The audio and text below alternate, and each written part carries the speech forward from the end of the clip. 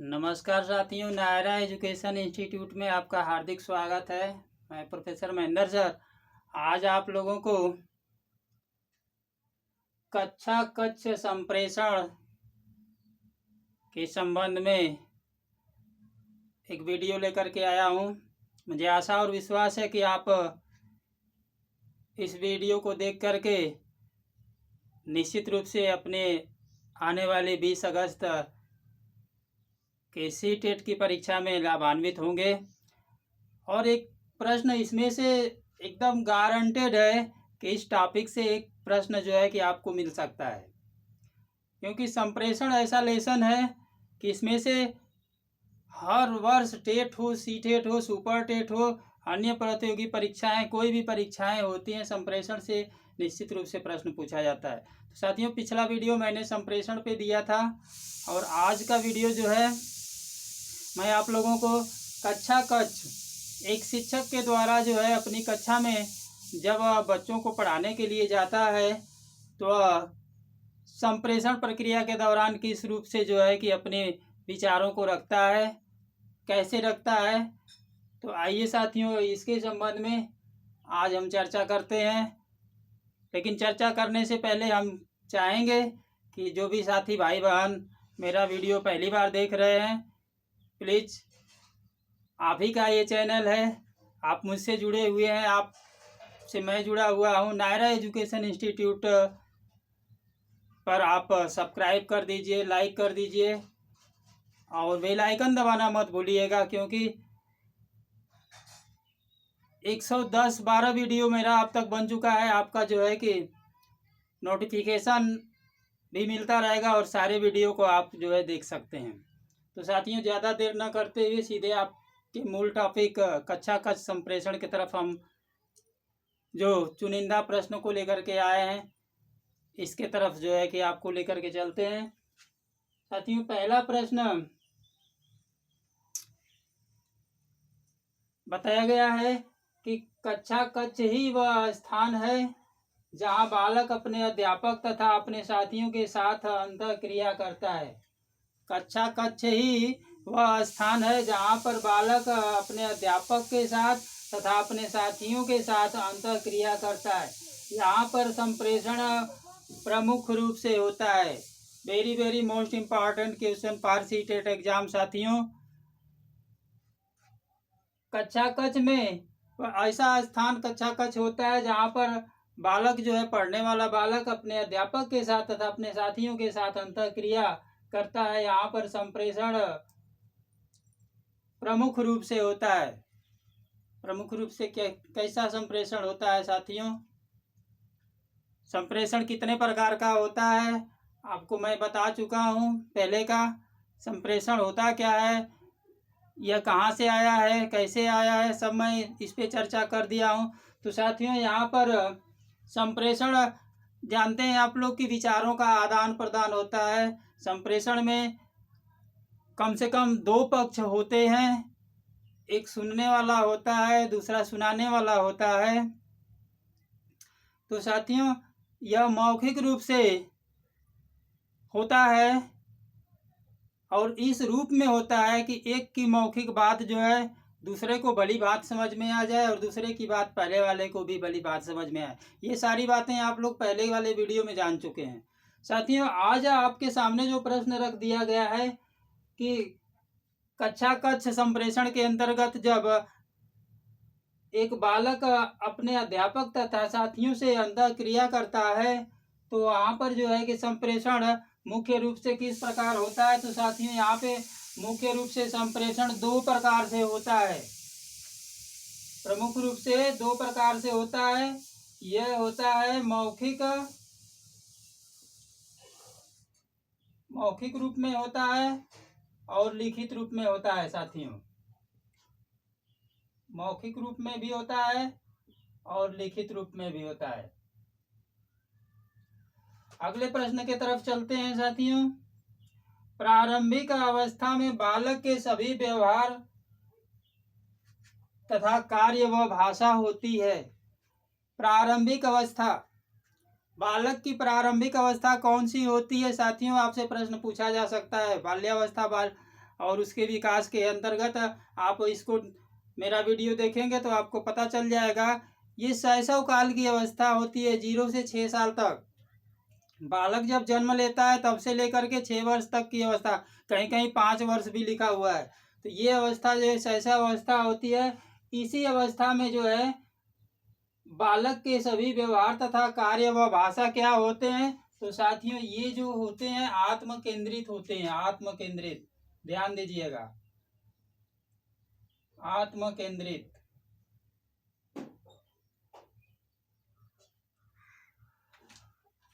अगला क्वेश्चन साथियों, छोटे बालकों की भाषा में आत्म केंद्रितता होने का प्रमुख कारण क्या है?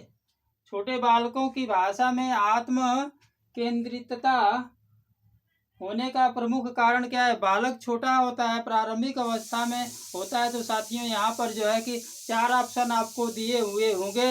आपका यहाँ पे जो ऑप्शन सही लगाना है वह अनुभव की कमी होगा साथियों, अनुभव की कमी। यहाँ पर अनुभव की कमी,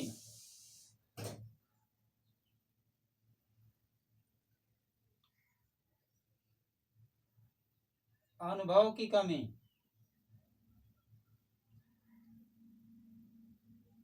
अनुभव की कमी से ही जो है बालक की, छोटे बालक की भाषा में आत्म केंद्रितता होने का एक प्रमुख कारण अनुभव की कमी होता है। अगले क्वेश्चन की तरफ चलते हैं। संप्रेषण अनुभवों के तब तक आदान प्रदान की क्रिया है। संप्रेषण अनुभवों के तब तक आदान प्रदान की एक प्रक्रिया है जब तक यह एक साझी या सामान्य संपत्ति नहीं बन जाती है। संप्रेषण का आशय हमने बताया था आप लोगों को, कॉमन या सामान्य।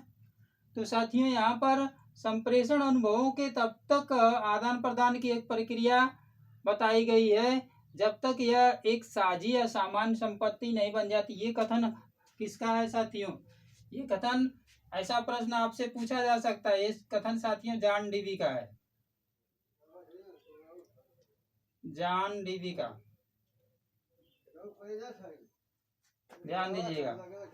अगला क्वेश्चन सर साथियों, very most important question for CTET exam के लिए, यूनेस्को के द्वारा संप्रेषण प्रक्रिया के कितने घटक बताए गए? यूनेस्को के द्वारा संप्रेषण प्रक्रिया के साथियों 6 घटक बताए गए हैं। 6 घटक।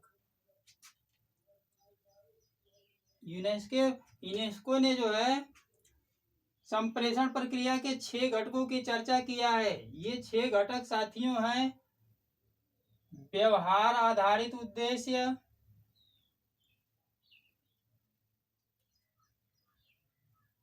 व्यवहार आधारित उद्देश्य, ध्यान दीजिएगा, परीक्षा में आपसे पूछा जा सकता है। व्यवहार आधारित उद्देश्य, बालक की विशेषताओं, बालक के व्यवहार आधारित उद्देश्य और बालक के विशेषताओं का विश्लेषण, बालक की विशेषताओं का विश्लेषण।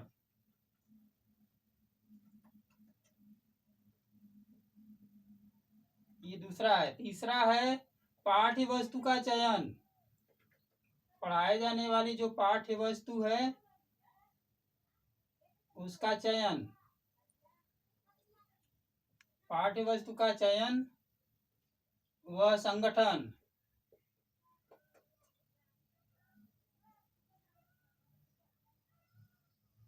संप्रेषण होगा कैसे? इसके लिए संचार माध्यमों का चुनाव, संचार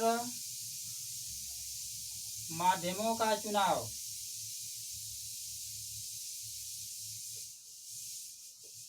अगला है मूल्यांकन और लास्ट है प्रतिपुष्टि। साथियों ये जो है यूनेस्को के द्वारा जो है 6 घटक बताए गए हैं। आपसे पूछा जा सकता है परीक्षा में कि व्यवहार आधारित उद्देश्य, विशेषताओं का, बालक के व्यवहार से संबंधित उद्देश्य, बालक के विशेषताओं का विश्लेषण, पाठ्य वस्तु का चयन, ये सब जो है किसके द्वारा संप्रेषण की प्रक्रिया के घटक बताए गए हैं। तो साथियों ये यूनेस्को के द्वारा, इसको ध्यान में रखिएगा। अगले प्रश्न के तरफ हम चलते हैं। ब्रूनर महोदय ने बौद्धिक विकास की कितनी अवस्थाएं बताएं। ब्रूनर महोदय ने बौद्धिक विकास की 3 अवस्थाओं की चर्चा इन्होंने किया है। ये 3 अवस्थाएं हैं। पहला है व्यवस्थीय अवस्था, व्यवस्थीय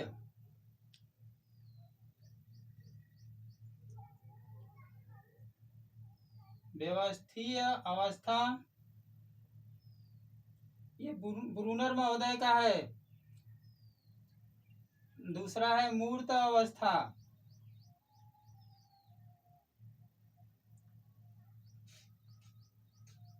और तीसरा है प्रतीकात्मक अवस्था,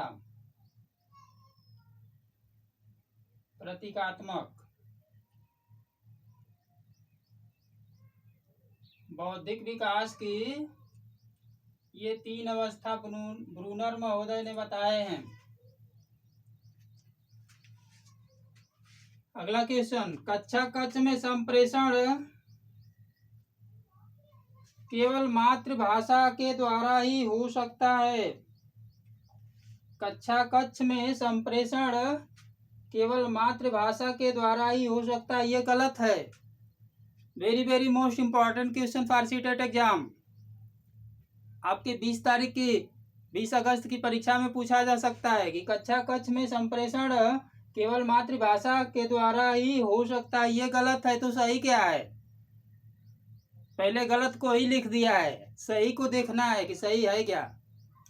तो साथियों कक्षा कक्ष में संप्रेषण केवल मातृभाषा के द्वारा ही हो सकता है, इसको गलत बताया गया है। तो सही क्या हो सकता है? तो सही साथियों हो सकता है कक्षा कक्ष में संप्रेषण के लिए एक अध्यापक के द्वारा जो TLM होता है, TLM का नाम सुने हैं, टीचिंग लर्निंग मटेरियल, सहायक शिक्षण सामग्री, जो बालक को कक्षा कक्ष में जो है पढ़ने के लिए प्रेरित करती है। उस कक्षा कक्ष में शिक्षण जो है कि अध्यापक के द्वारा रुचिकर बना दिया जाता है। तो साथियों कक्षा कक्ष में संप्रेषण केवल मातृभाषा के द्वारा ही हो सकता है, ये गलत है।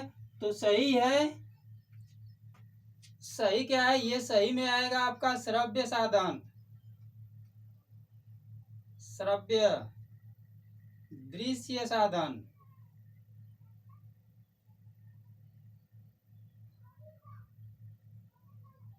श्रव्य साधन, दृश्य साधन और श्रव्य दृश्य दोनों।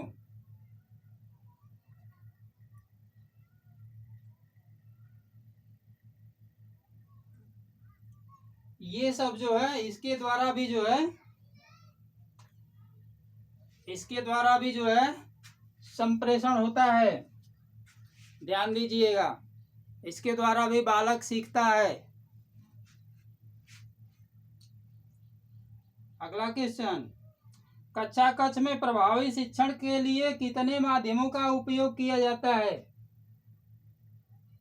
कक्षा कक्ष में प्रभावी शिक्षण के लिए कितने माध्यमों का उपयोग किया जाता है? Very very most important question for CTET exam. साथियों कक्षा कक्ष में प्रभावी शिक्षण के लिए कितने माध्यमों का उपयोग किया जाता है? तो साथियों यहाँ पर जो है कि 4 माध्यम बताए गए हैं। ये 4 माध्यम हैं। इन 4 माध्यमों में आ जाएगा आपका श्रव्य माध्यम,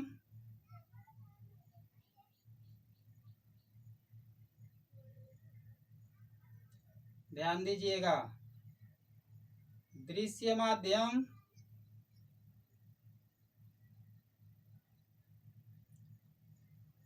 श्रव्य दृश्य माध्यम दोनों वाला भी आएगा। श्रव्य दृश्य माध्यम और इसके अतिरिक्त जन समूह, ये चौथा में आएगा जन समूह माध्यम।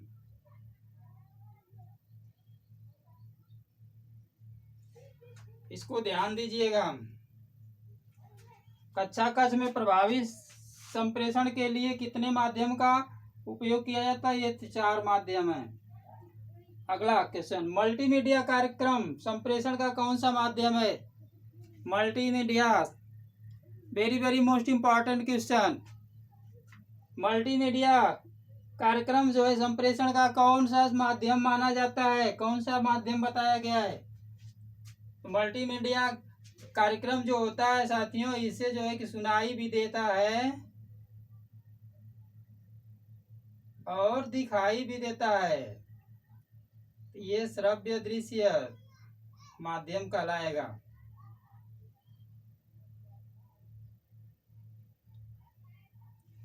लास्ट क्वेश्चन, आपकी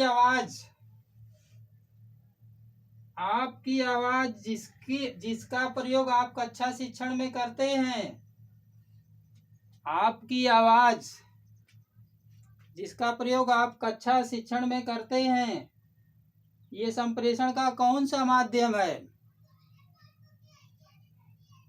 इंपॉर्टेंट क्वेश्चन है, आपकी परीक्षा में आ सकता है। थोड़ा सा गलत फहमी हुआ तो उत्तर गलत हो जाएगा, इसलिए ध्यानपूर्वक जो है, मैंने पहले भी कहा था कि अंत तक वीडियो देखिएगा। तो साथियों, आपकी आवाज जिसका प्रयोग आप कक्षा शिक्षण में करते हैं, ये संप्रेषण का श्रव्य माध्यम है। श्रव्य माध्यम।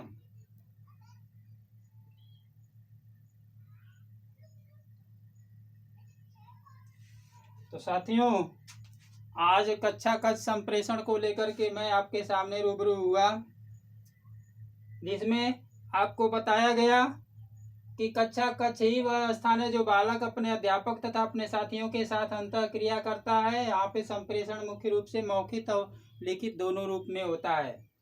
प्रारंभिक अवस्था में बालक के सभी व्यवहार तथा कार्य व भाषा जो है आत्म केंद्रित होती है, क्योंकि बालक छोटा होता है, जो उसको समझ में आता है वही बोलता है, उसके पास समझ का अभाव होता है। छोटे बालकों की भाषा में आत्म केंद्रितता होने का प्रमुख कारण उस अनुभवों की कमी होता है। बालक छोटा होता है, शैशव अवस्था में होता है, उसको कोई अनुभव नहीं होता है, इसलिए उसका जो है हर कार्य, व्यवहार और भाषा आत्म केंद्रित होती है। संप्रेषण अनुभवों के तब तक आदान प्रदान की एक प्रक्रिया जब तक यह एक साझी या सामान्य संपत्ति नहीं बन जाती है। ये कथन साथियों जॉन डीवी महोदय का है। यूनेस्को के द्वारा संप्रेषण प्रक्रिया के कितने घटक बताए गए हैं? तो ये 6 घटक बताए गए हैं। ब्रूनर महोदय ने बौद्धिक विकास की कितनी अवस्थाएं बताए हैं? तो ये 3 अवस्थाओं की चर्चा की है। कक्षा कक्ष में संप्रेषण केवल मातृभाषा के द्वारा ही हो सकता है, ये गलत है। तो सही है क्या? सही में श्रव्य साधन, दृश्य साधन और श्रव्य दृश्य साधन सबको जो है TLM के माध्यम से अध्यापक लेकर आता है।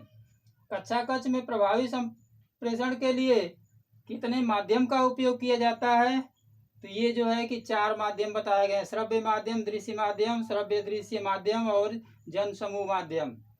और आप मल्टीमीडिया कार्यक्रम संप्रेषण का श्रव्य दृश्य माध्यम है। और आपकी आवाज जिसका कक्षा में शिक्षण के दौरान किया जाता है, ये साथियों श्रव्य माध्यम के अंतर्गत आता है। तो आज आपने जो है कि इस वीडियो में जो भी पढ़ा, यहीं तक। अगले वीडियो के साथ जो है कि हम जल्द ही प्रस्तुत होंगे। तब तक के लिए साथियों नमस्कार, जय हिंद।